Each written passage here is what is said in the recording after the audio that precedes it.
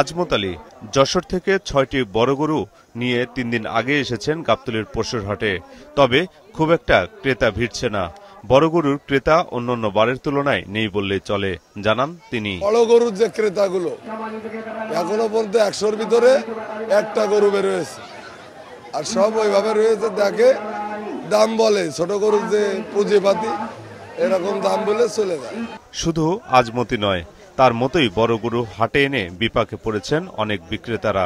ক্ষতির মুখে পড়ার আশঙ্কায় রয়েছেন তারা। আমরা খুব সমস্যার মধ্যে আছি বড় গরু নিয়ে, এখন উপরে আল্লাহ জানে বেচতে পারবো কিনা।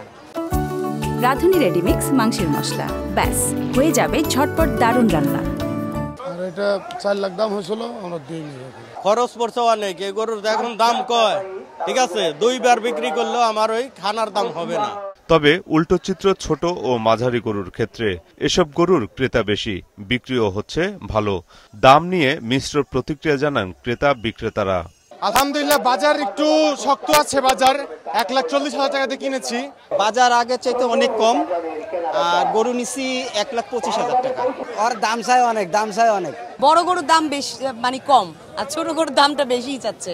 বড় গরু যে দাম দেখলাম যে আমাদের বিয়ং ক্যাপাসিটি।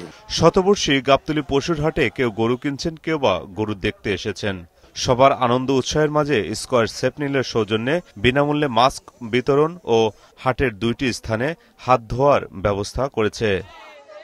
মাহমুদুল হাসান, মাছরাঙা সংবাদ, ঢাকা।